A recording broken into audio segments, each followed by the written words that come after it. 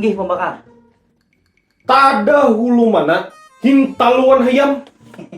Ya pasti duluan hintalu lah pembakalai. Ay, kenapa bisa kayak itu? Amunnya hayam berdahulu itu kada mungkin. Soalnya hayam itu keluar matan hintalu. Mbah Pang, siapa nang maharami hintalu hayam nang ini? Amun kayak itu pangrasa ulun keduanya ini diciptakan baimbayan, Bang. Bah, kada mungkin beimbayan. Pasti ada nang tada hulu. Amunnya hayam berdahulu itu kada mungkin. Soalnya hayam tuh keluar matan hintalu. Amunnya hintalu berdahulu, siapa yang mengharaminya? Bah, ikam nih mengaradau aja makai. Bapang, pian tahulah jawabannya.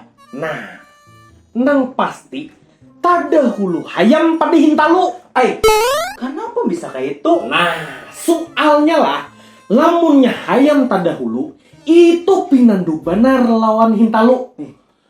Lamunnya hintalu, inya mana tahu muhawan hayam.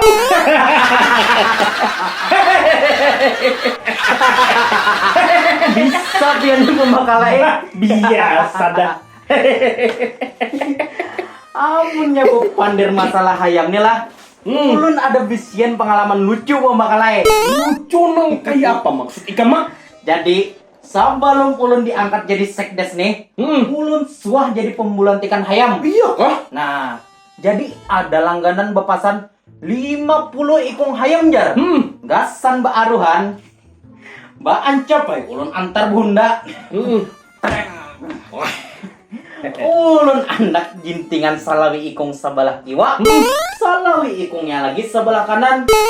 Pas di tengah jalan, ba loncatan tahamburan kuciak kada mengaruan. Tak tahu benar ulun melihat kelakuan hayam-hayam nang itu. Semuanya kenapa makai ikam ketawa? Kayak apa kada jingkar tertawa ulun pembakalai. Hendak buka kemana hayam-hayam nang itu? Amun alamat urang nang bapasan, ada wadah ulun.